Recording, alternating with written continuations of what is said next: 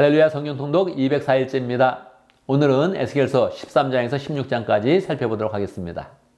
에스겔서 13장에서 16장까지는 거짓 선지자들과 우상 숭배자들에 대한 하나님의 심판의 메시지가 선포되고 있고, 또 이스라엘을 포도나무로 비유하여서 그들의 죄가 얼마나 큰지를 설명하고 있습니다. 13장의 내용에 보면 먼저 거짓 선지자들에 대한 하나님의 심판의 메시지가 선포되고 있습니다. 거짓 선지자가 누구입니까? 환상을 보지 않았는데 환상을 본 것처럼 이야기하는 것입니다. 하나님께 말씀을 받지 않았는데 하나님께 말씀을 받은 것처럼 이야기하면서 평강을 이야기하는 것입니다. 거짓 평강이지요.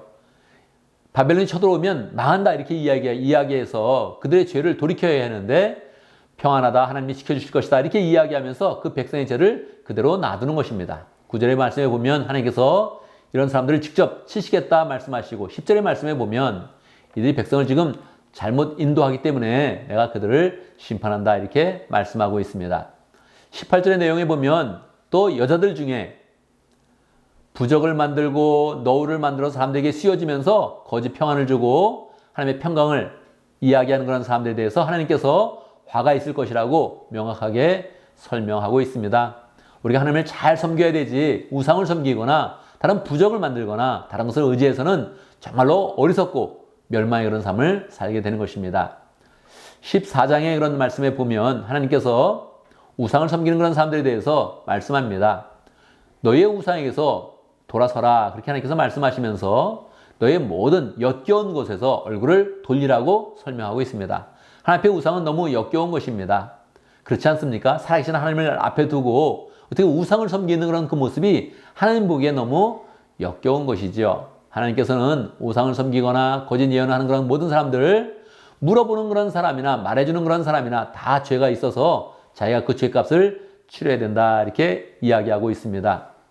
14절의 말씀에 보면 비록 그 나라 가운데 노아와 다니엘과 욥과 같은 그런 사람이 있을지라도 이러한 사람들은 자기만 구원하지 겨우 자기 목숨만 구원하지 다른 사람에게 영향을 끼치지 못한다. 그러니 모두 의로운 그런 삶을 살아라 그렇게 이야기를 하고 있습니다.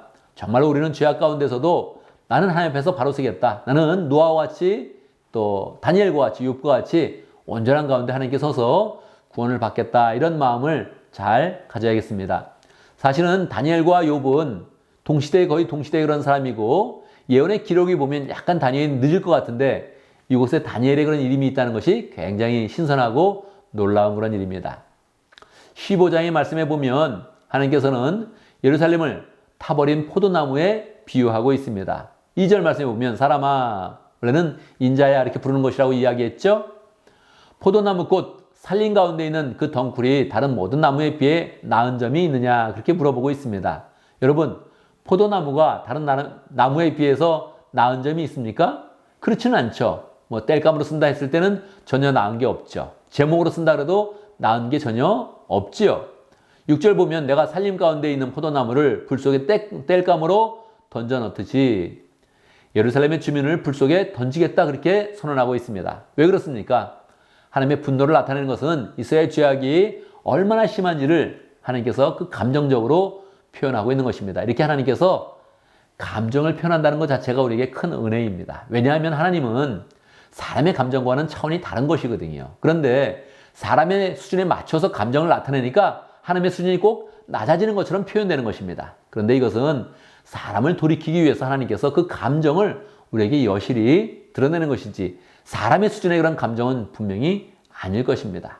7절에 보면 이 마지막 절인데요. 15장 마지막 절인데 비록 그들이 불 속에서 피하여 나온다 해도 불이 다시 그들을 삼킬 것이다. 그렇게 이야기합니다. 무슨 말을 하는 것입니까? 그들의 죄악이 너무 심해서 그냥 불 속에 튀어나온다 해도 이거 죄값이 다 치러지지 않았다. 내가 다시 그들을 칠 것이다. 그렇게 이야기하고 있는 것입니다.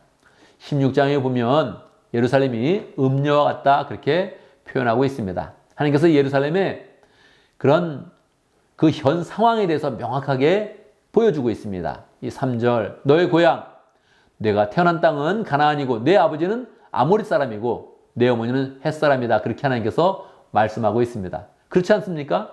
예루살렘이 왜 거룩해졌습니까? 하나님께서 그곳에 하나님의 사람들을 구원하시고 그곳에 성전을 만드시고 하나님의 은혜를 부어주니 예루살렘이 거룩한 것이지.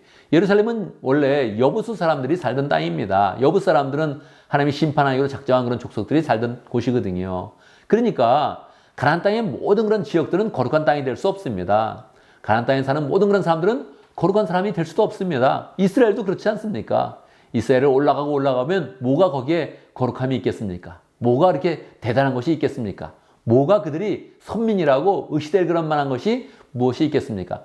아무것도 없다는 것입니다. 그것을 비유로서 하나님께서 말씀하시는데 4절의 말씀에 보면 내가 태어나던 날 아무도 탯줄을 잘라주지 않았고 내 몸을 깨끗하게 씻어주지도 않았고 내 몸을 포대기로 감싸주지도 않았다. 이스라엘이 이집트에 있을 때, 이집트에 내려가기 전에, 이스라엘이 생성되기 전에 그것은 아이가 태어났는데 탯줄을 자르지 않은 그런 아이, 아무도 돌보지 않는 아이와 같은 그런 모습이 바로 이스라엘의 모습이었다는 것입니다. 그런데 누가 돌봐줬습니까? 하나님이 돌봐주셨죠. 하나님이 돌봐주시고 하나님이 씻어주시고 포대기로 감싸주시고 하나님이 안아주시는 것입니다. 그래서 하나님께서 말씀하십니다. 11절 내가 온갖 보물로 너를 장식하여 마침내 너는 왕비처럼 되었다. 그렇게 하나님께서 말씀하십니다. 그러면 하나님께 감사하고 하나님을 잘 섬겨야 되는데 어떻게 된 것입니까? 그들이 왕비처럼 되었는데 그렇게 하나님의 축복을 받고 나서는 이제 우상을 섬기고 다른 민족과 화친하면서 다른 민족과 혈통을 같이 하고 이 모든 그런 그 내용이 음란하게 섬기는 그런 음녀와 같다는 것입니다. 그래서 하나님께서 네가 남자들과 간통하는 유부녀 같구나 그렇게 이야기합니다. 사랑해준 그런 부인이 왕비처럼 만들어줬는데 그 모든 축복을 받고서 다 다른 남자와 간통하면서 그렇게 음녀가 되어버리고 마는 것입니다. 왜 이렇게 이 모든 것들을 설명하고 있습니까? 이 63절 마지막 절까지 길게 이스라엘의 잘못을 설명하고 있는데 마지막 절에 보면 부끄러워 다시는 입도 열지 못하게 하려는데 목적이 있다. 그렇게 하나님께서 설명하고 있습니다. 그들의 죄악을 이야기하고 이제 하나님께서 구원을 자꾸 선포하려고 하는 것인데 그들이 먼저 자신의 실상, 죄악을 정확히 알아야 된다. 이렇게 말씀하는 것입니다. 우리도 늘 우리의 모습을 알면서 하나님의 사랑을 입는 복된 그런 사람이 되겠습니다. 우리는 죄인인데 그 가운데 하나님의 사랑이 임했다. 이것을 정확히 알면서 하나님의 은혜를 깨달아야겠습니다. 감사합니다.